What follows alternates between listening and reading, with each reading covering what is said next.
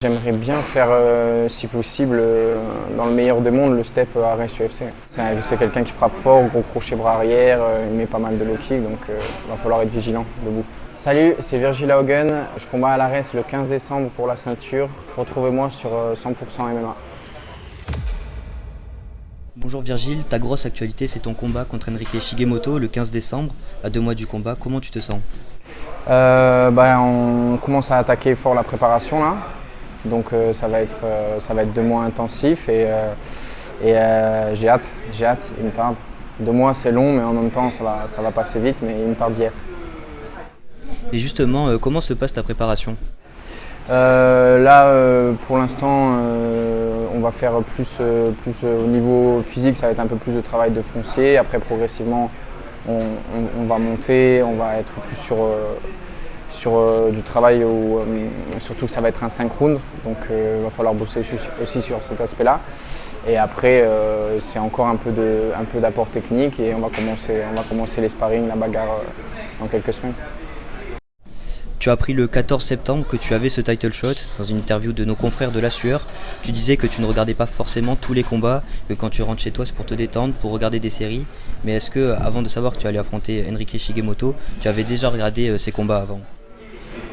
Oui, j'ai déjà regardé un peu ces combats.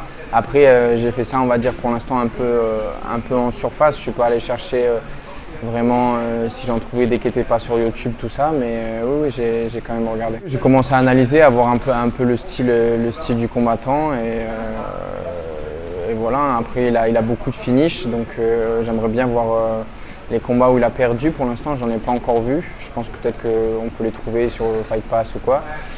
Mais ouais, c'est quelqu'un qui frappe fort, gros crochet bras arrière, il met pas mal de low kick, donc il va falloir être vigilant debout. Justement, Shigemoto c'est un combattant brésilien qui a 14 victoires pour 4 défaites. Il a déjà fait les Dana White Contender Series en 2020. Est-ce que ce combat pour le titre des middleweight est le plus grand défi de ta carrière? Pour l'instant sur le papier, oui, carrément parce que ouais, au niveau des stats, c'est clair que c'est le mec qui a le plus gros Sherdog que je vais prendre, mais moi je préfère. Au plus c'est gros, au mieux c'est. Donc non, je suis content moi. On va revenir à présent sur ton installation à Nice. Donc tu es parti de Toulouse et de Perpignan pour t'installer à Nice pour vivre avec ta copine. Est-ce que la présence du Boxing Squad t'a également incité à venir dans le sud-est ou c'est un hasard? En fait, moi j'habitais à côté de Perpignan, donc dans tous les cas, je pense qu'il n'y avait même pas de salle de MMA là-bas. Il y avait de la boxe taille, tout ça, mais il n'y avait pas de MMA. Je savais qu'il fallait que j'aille dans une grande ville, déjà pour rejoindre ma copine qui était ici, pour les études et pour pouvoir faire du MMA. Et il se trouve que la salle où il y avait du MMA à Nice, c'était le Boxing Squad, donc ça s'est fait naturellement.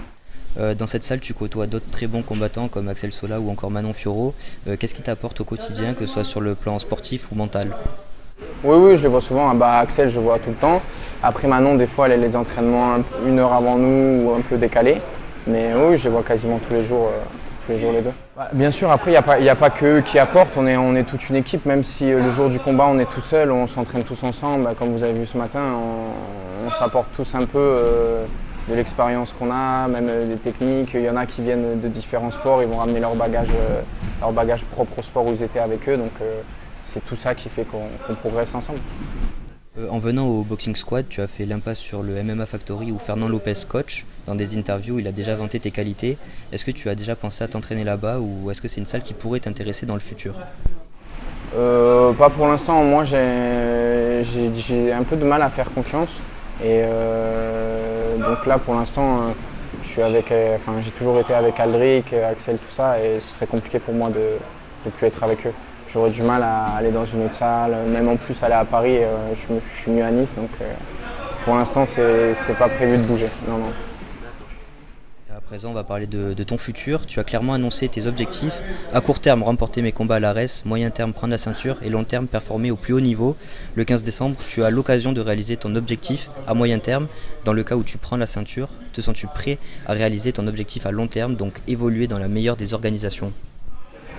Moi, là, je prends la ceinture, je serai à 6-0 si tout se passe bien. Et après, le futur, Ça restera le même, ça va être de faire des combats s'il faut défendre la ceinture et après si j'ai l'opportunité d'aller dans la big league, j'y vais de suite quoi. Mais il va falloir enchaîner les combats et gagner. Tant que je continue à gagner, dans tous les cas ça va se rapprocher donc il faut rester sur la bonne voie. J'aimerais bien faire si possible dans le meilleur des mondes le step à Reims UFC. J'aimerais faire ce step là directement et pas aller dans une autre organe.